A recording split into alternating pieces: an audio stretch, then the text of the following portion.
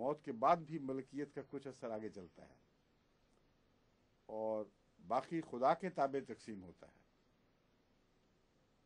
خدا کا ملکیت کا جو آخری کامل تصور ہے وہ وہاں عمل دکھاتا ہے. تو یہ ساری باتیں جب تک طے نہ ہو ہم اڈاپٹڈ سن کے متعلق بھی کچھ نہیں کہہ سکتے. میرے نزدیک تو یعنی ذاتی طور پہ جو میرا رجحان ہے یہ شرعی فتویٰ نہیں. ایک شخص اگر اپنے مال کا مالک ہے، جانتا ہے سب کچھ، اگر اس کے متعلق کوئی بدنیتی کسی کے خلاف ثابت نہ ہو اور وہ طبعاً اپنے ایسے شخص کو جو اس کے ساتھ محبت کا تعلق رکھتا ہو، اس کی خدمت کرتا ہو، اس کے گھر کا ایک جز بنا ہوا ہو، اپنی زندگی میں کچھ دے جاتا ہے، کس حد تک دے جاتا ہے یہ اس کا کام ہے فیصلہ کرنا. تو کوئی وجہ نہیں کہ اس کے رستے میں روک بنی جائے.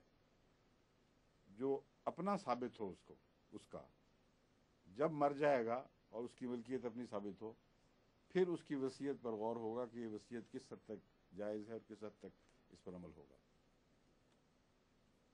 ٹھیک ہے؟ کیوں علماء کرام بڑے زبردست بیٹھے ہوئے ہیں، کچھ بتائیے، کوئی اس پہ کوئی تبصرہ، کوئی اشارہ، کوئی مشورہ فرمائیے.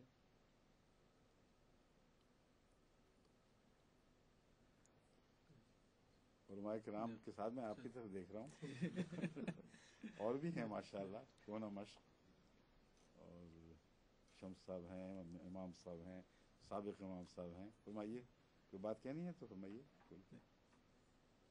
سر دست نہیں کہنا کچھ ہے اس موضوع پر؟ ہاں جی.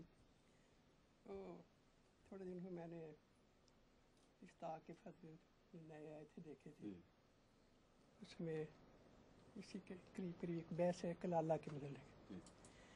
تو اس میں انہوں نے لکھا ہے کہ اس کو چھوڑ دیں، تفصیلی بحث کو تو بعد میں ہم دیکھیں گے. جو بحث قضاء کی طرف سے ہو کر آخری منظوری کے لیے آ چکی ہے اس کو یہاں واپس بنانا جائز نہیں.